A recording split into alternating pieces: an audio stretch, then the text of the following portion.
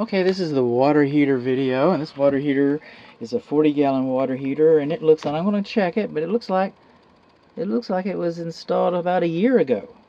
Looks like it was installed about a year ago. I'd hate to meet the drunk that installed this thing. I'm afraid of what I might say to him. So let's just imagine he's here. Okay. This flue is supposed to be supported. It might only be a foot long, but your exhaust flue is supposed to be supported. It's not supposed to be held in place with tape like this. Look at that. You think that's dangerous? I do. That could kill somebody. It's not supposed to be this close to wood. It's not supposed to be installed this close to the ridge beam.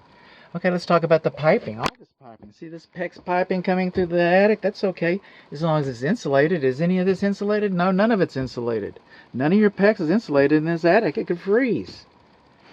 Coming on along here, and PEX is okay to use, but you're not supposed to bring within 12, or is it 16 inches? I'll find out. Let's just call it 12, because this isn't 4.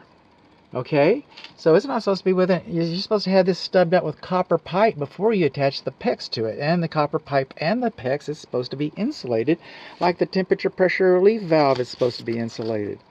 By the way, and then this flue goes up through the ridge vent over there, and that's, you know, this is a perfect opportunity to move the water heater over. Since you've got plastic water pipes, there's nothing really keeping you from moving it over a little bit so the flue doesn't go out through the ridge and cause yourself some leaks. There's nothing to stop that, except the plumber. Plumber could have stopped that. Plumber could have made that happen. I'm not seeing a care and use manual. You know what I'm also not seeing? Anytime you install a water heater, you're supposed to have a building permit. A building permit, a green tag, not just the permit, but a green tag. I don't see a green tag. I don't see a green tag. I don't think a permit was pulled on this. Oh, let's keep it going, bud. Okay, so these are not insulated. These are plastics too close.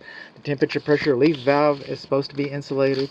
I don't know where the temperature pressure relief valve discharges. Oh, yeah, I do too. It discharges outside. Excuse me, I get ahead of myself.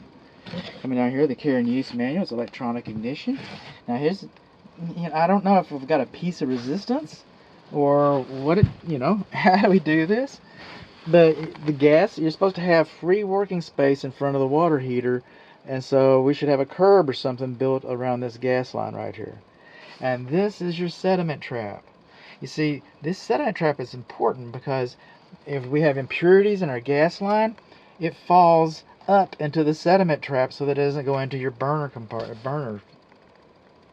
Up. Things don't fall up. We have gravity.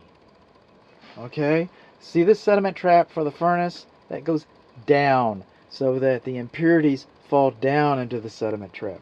Your impurities are not going to fall up into... Somebody... It must have been upside down day. Must have been upside down day. How about that?